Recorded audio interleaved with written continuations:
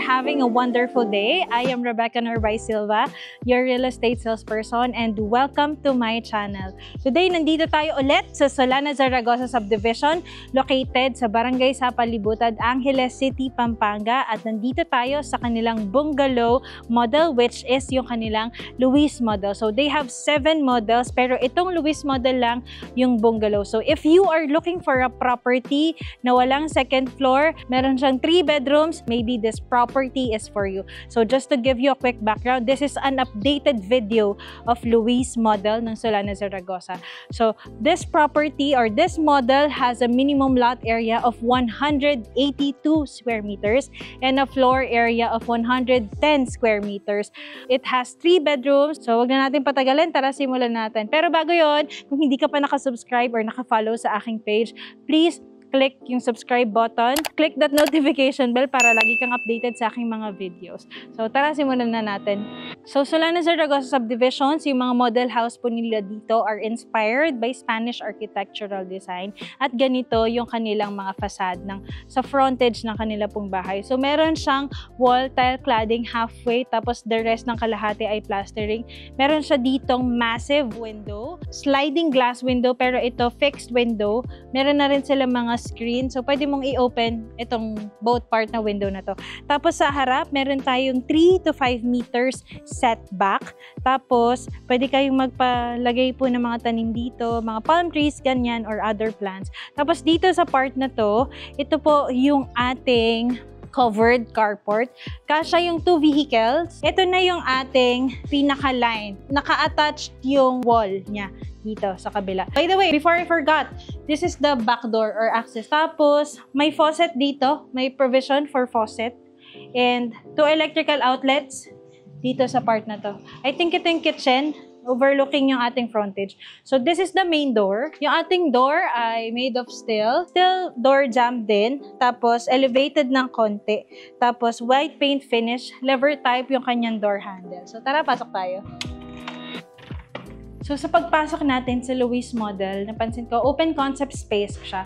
Perfect yung mga ganitong type ng bahay, yung mga bungalow lang, sa mga medyo senior citizen na or those OFW looking for a retirement place nila pag umuwi sila sa Philippines. So, kung nasan ako, this is the living area. But before I forgot to mention, bago ako pala mag-jump into that, this is a dress-up model. Ibig pong sabihin, mga items dito such as furnitures, fixtures, and appliances are not included upon turnover of this model house. Ginamit lang po yun para magkaroon tayo ng idea or inspiration sa pag ito turnover po sa atin yung bahay. Pero, this is a fully finished unit. Ibig pong sabihin, naka-tiles yung ating flooring, naka-finish paint yung ating mga walls, and yung ating ceiling ay kakisame po. Ang height po nitong Luis model unit ay nasa around approximately 9.5 feet, which is yung standard.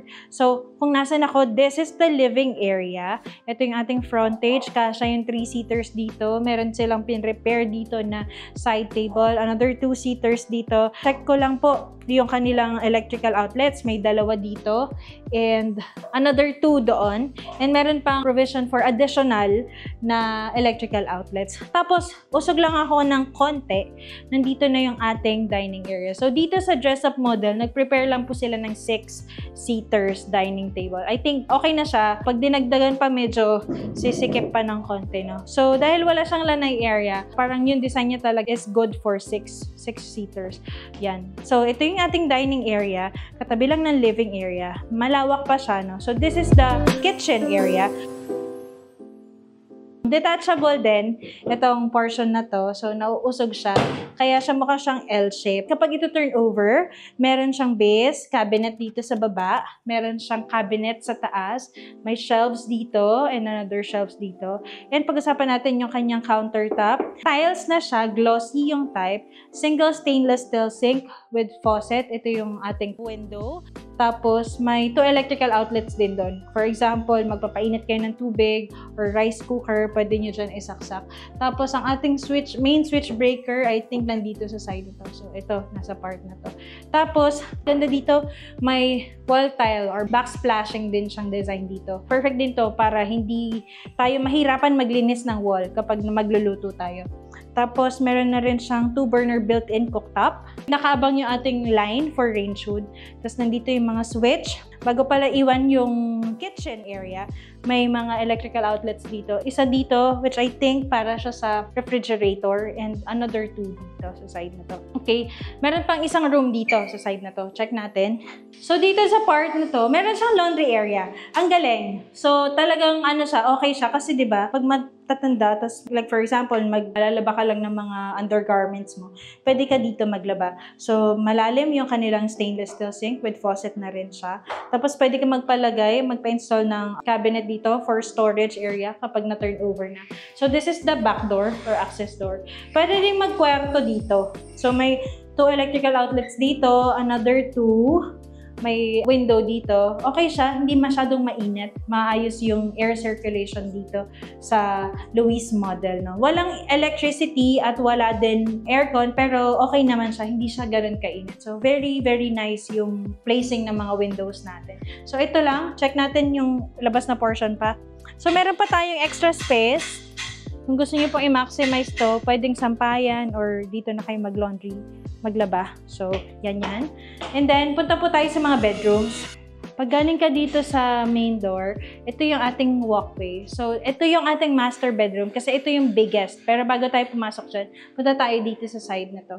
So, ito yung ating first bedroom. Malawak siya. Yan o. Malawak. Kasya yung double size na bed frame.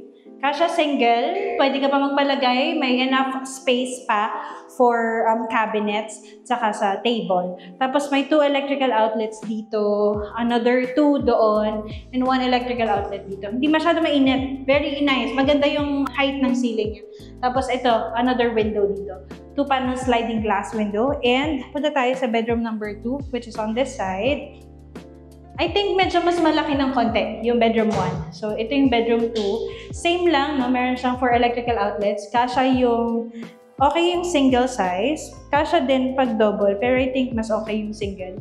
Tapos, magpalagay na lang. Gusto niyo po double deck? Pwede din, since mataas naman yung ceiling. Tapos, punta tayo sa kanilang toilet and bathroom, which is on this side. So, what's included upon turnover? Wall hang lavatory, water closet, may drain sa toilet area, naka-tiles na rin. Same colors yung mga tiles, textured yung tiles na gamit. Dito sa shower area, may shower, may faucet din, and may soap holder and tissue holder kapag ito turnover. Ang door naman natin, wood door siya.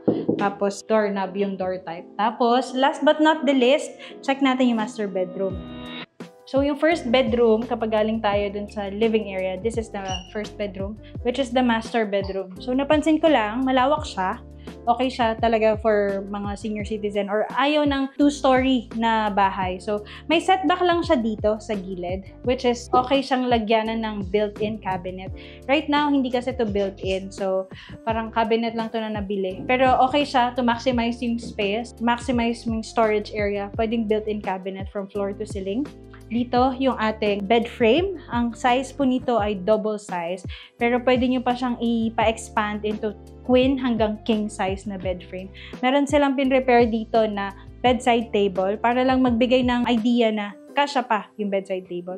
Tapos may 2 electrical outlet dito and another electrical outlet dito for air conditioning unit. Tapos may another 2 electrical outlet dito. And yun pa pala, meron pa palang 2 dito. So overall dito sa master bedroom, meron tayong 6 electrical outlets.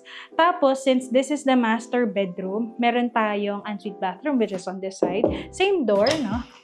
So, okay. Medyo mas malaki yung bathroom dito compared dun sa ating common toilet and bathroom. So, meron silang pedestal lavatory, water closet, tissue holder, telephone type shower with soap holder and faucet na rin. Tapos may drain both area, no?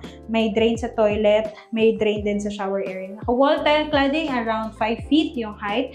Meron din siyang owning type window. I think ito yung likod na part ng bahay. So, yun yung ating Luis model. Balik tayo sa kanilang dining.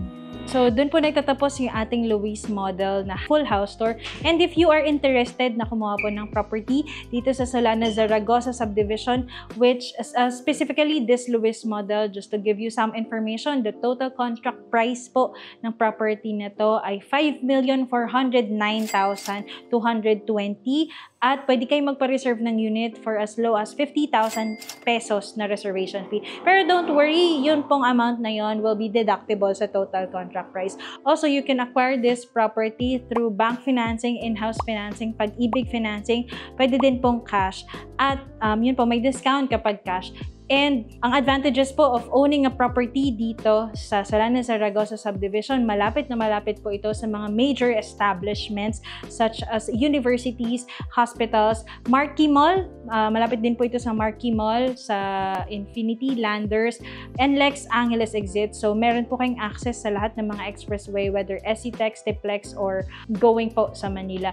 And amenities po na available dito sa subdivision, meron tayong swimming pool, basketball court, children's parks and playground. Meron din po itong clubhouse at 24/7 po yung security natin dito sa Solana Zaragoza subdivision. And if you are looking for someone na mag-a-assist po sa inyo all throughout ng process, from site tripping to reservation to bank processing hanggang sa ma-turnover po yung unit, please feel free to message me. I'll help, assist, and guide you sa buong process po. And once again, maraming salamat po sa pagtapos ng video na to. I am Rebecca Narbay Silva, your real estate salesperson. Have a nice day, everyone.